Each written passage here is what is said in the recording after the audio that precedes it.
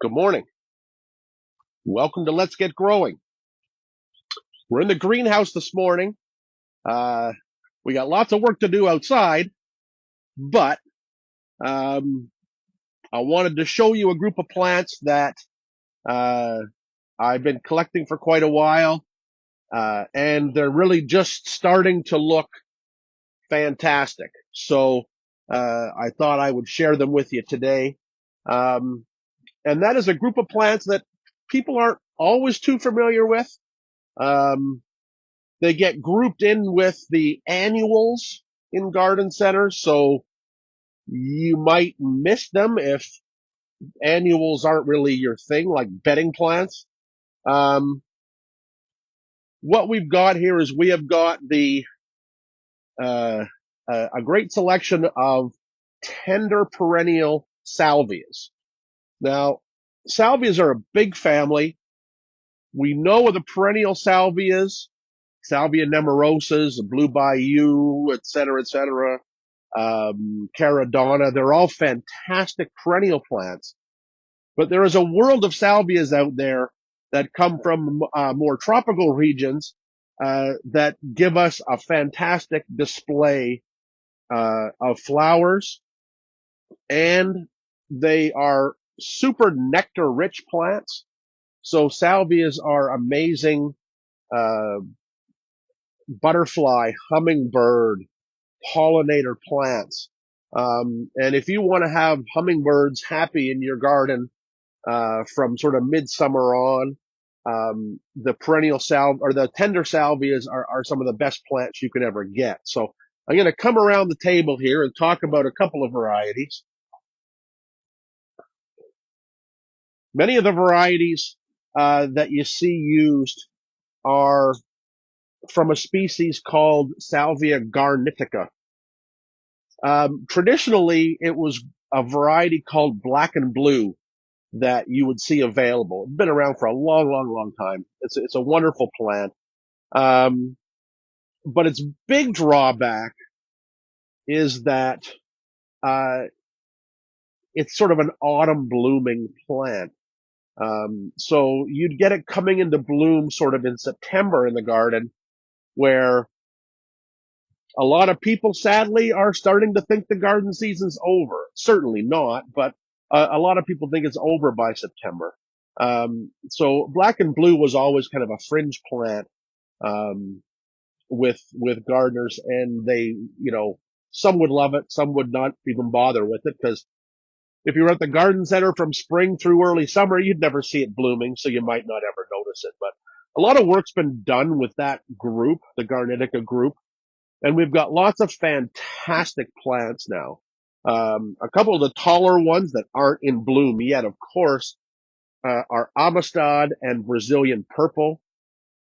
But there has been a lot of work done at breeding some of shorter varieties, because these guys are quite tall.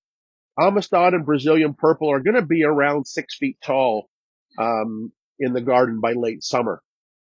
Great companions for canna lilies, dahlias, things like that. So keep that in mind. But if you want color a bit sooner, there's been a lot of work done in the Garniticas and bringing us plants like this guy. This is 20 inches tall, 24 inches tall in a hanging basket right now. This is Black and Bloom. So this is a typical Garnitica flower spike, usually a deep violet or blue flower with black calyxes. You get a wonderful contrast there.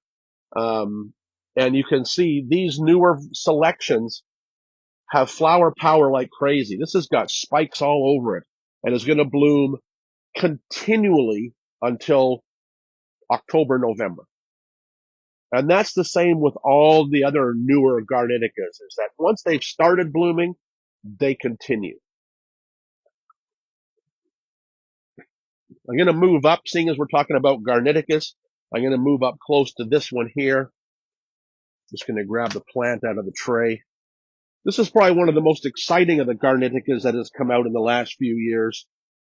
And this is Hummingbird Falls. It's a low spreading Salvia garnetica for hanging baskets, planted in the ground. It could be used as almost a ground cover because it's going to spread about 3 feet, but only be about a foot tall. And the same black calyxes with a rich violet flower. And again, this flower form and the nectar that salvias produce are hummingbird magnets. They love these things. As soon as our doors are open in the greenhouse and it gets a bit warmer, as soon as the hummingbirds get here, they'll be in the greenhouse on these things. They just love them so much. So this is Hummingbird Falls. You can see the difference in the habit. Look at how low and branching that is compared to the one I just had in my hand, which is one of the more upright ones. But an outstanding plant for big baskets or in the ground. Moving away from Salvia garnetica, we get a few sort of other species that kind of fit in there, here and there. And one I just nipped off our stock plant. This is Big Swing. And I think the beauty of Salvia Big Swing is you get that vibrant blue flower that you just don't get in many plants. Salvias, delphiniums, gentians, Himalayan blue poppies, that's where you get these actual true blue flowers. And when you get a blue flower, they're just amazing. So many people call things like, this is kind of a horticultural blue. We sort of call this blue, but it's really a deep violet blue or purple blue.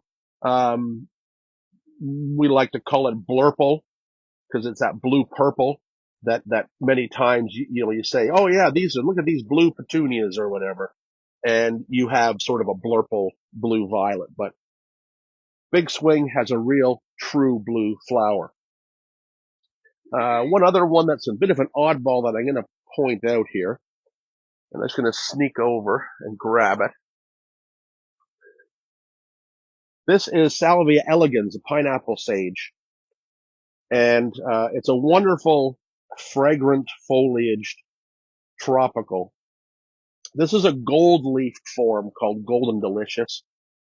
Makes a big, beautiful, all gold shrub. Wonderful, fragrant foliage. Tasty. Use it in teas and things like that. Iced tea flavoring. This is one of those salvias that when it blooms, it's a bit of a bonus because it doesn't often bloom until late September. We can sometimes have had frost by then, and a heavy frost will sort of finish the plant for the year. But if you're in a spot where frost doesn't hit till November, grow Salvia elegans because it's an amazing fire engine red flowers in the late fall on that gold foliage is amazing. But the foliage is enough to grow it all season long. Another one where the breeders have really worked hard at giving us some cool plants on compact growth. This is Roman Red. Fairly upright, not too tall, but again, wonderful fire engine red flowers on a darker calyx. And bloom, bloom, bloom. These are just starting to come into bloom, but you can see even the little side buds here are all coming into bloom. So, if you're buying these at this time of the year or in May, you might want to think about pinching out that first little flower that you get and allowing the side branches to develop because they will all bloom and they will all bloom all summer long. Now, the one group that really got me hooked on these salvias is the Wish series. And it started with this one right in front of us here. If we can turn that camera a little bit on us. And I can just pull it over. Can you see it there? This is Wendy's Wish. Wendy's Wish is a hybrid. There's got to be a lot of species going on in there. I don't know what species developed this. Doesn't really matter. Wendy's Wish is probably one of the best of the tender perennial salvias that you can get on the market. It gets to be a big plant, but as you can see, it's April still. These were cuttings that were taken 8 weeks ago. They're coming into full bloom, and if they're deadheaded, they will not stop blooming until the frost kills them in the fall. They are really fantastic. They're bushy. As I said, Wendy's Wish is probably the biggest one. It can get about 4 feet tall. Big sort of hot magenta flowers, really outstanding. And its popularity has lent itself and its name to a few others. I'm going to move down the back here. This is Love and Wishes, a nice light pink. Do I need to bring that one closer, Laura, or should I? Yeah, okay, let me bring it closer. This is Love and Wishes, sort of Wendy's Wish with a nice lighter pink flower. Really outstanding. The one that's not blooming yet is Ember's Wish, which is Wendy's sister. Wendy's Wish was introduced in Australia as a fundraiser for a foundation that was started by a family with a daughter named Wendy that had a serious disease. They used it as a fundraiser plant. It sported off a branch sport of a different color, a really hot coral. And so that was named after Wendy's sister Ember. So there's Ember's Wish, which is sort of a hot coral pink, similar to the magenta. Love and Wishes with that wonderful light pink flower. And then I think the one that I like the best color-wise, or no, I'm going to make a correction there. I'm going to make a correction. The light pink is Kisses and Wishes. This one is Love and Wishes. This is the Love and Wishes. This is, again, a really deep, I don't even know what you'd call that color. What would you call that color, Laura?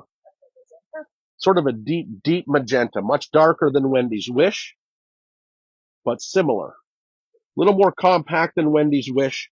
This one does look kind of tall and spindly, but it's been sitting in a tray full of big plants, so it's stretching a little bit. But Love and Wishes, really, really outstanding color. And again, shorter, maybe half the height of Wendy's Wish, but again, all season blooming with those wonderful dark ones. And just to correct again, the light pink is Kisses and Wishes. So let's see if I can drop that back in its tray there somewhere. So that's some of the tender salvias that you should be looking for in your garden centers. There are a lot more. Some of them aren't blooming yet because it's really not their time. We've got, trays of babies coming along like this guy here. These are just about 4-week-old rooted cuttings of Fay Chapel. Fay Chapel is going to have a spike like this in vibrant orange. So there's a lot of color range there. Another one that we're excited about this year that we finally got enough numbers to really list. Then I'll just show you a late cutting baby. This is about a 4-week-old cutting. This is Salvia garnitica Argentine Skies, and it's a gorgeous sky blue version of this, and the calyxes are green instead of black. So it really adds another whole color range to the tender salvias. They're all sun lovers, of course. Salvias want to have full sun. They want to have decent moisture if they're in containers and things like that, but will take sort of drier conditions in the ground and really give a neat perennial look to a planting of annuals. And also, if you've got some annual or some perennial beds that have things like peonies and oriental poppies and stuff like that in them, and you've got to fill in those gaps of color for the summer, think about planting this group of salvias intermixed into your perennial borders, because they will look just like perennials for you, and give you sort of all season long color when those early perennials are finished blooming. So look for them. There's a great group of plants there. There's more that we haven't discussed yet because they're not coming into bloom yet. But, even like this guy, the one I showed you, the black and bloom, what's interesting is you can see you've got about 8 or 10 week cuttings, and they're just starting to initialize their flower buds there. There's one you can see right here, just starting to initialize, and they're going to bloom all summer long. So have a look at those salvias. If you go to our website, you'll see all these listed with pictures and a bit more in the descriptions, and watch for them this spring. Do you have any questions today, Laura? No questions, but what should people be doing in the garden? Boy, oh boy, in the garden this week, like we talked about on the radio yesterday, it looks like our long range for the next 2 weeks is not showing any below zero temperatures. So that means start getting your cold tolerant stuff outside. Your lettuces, chards, peas, spinach. Start thinking about sowing your radishes, sowing your peas in the garden, all that sort of stuff. We're still in the process of cleaning beds of perennials, so we're still cutting back some of the last few things. Taller ornamental grasses, for example, that look good right through. We're getting those cut down. So that's the stage you should be at. Maybe cleaning up a bit more of the ice storm damage, getting rid of those broken and scraggly branches and things. Make way for the bulbs. I saw some daffodils blooming yesterday, so it's not far off. That's it. All right. Happy Easter, everybody. We'll see you next time on Let's Get Growing.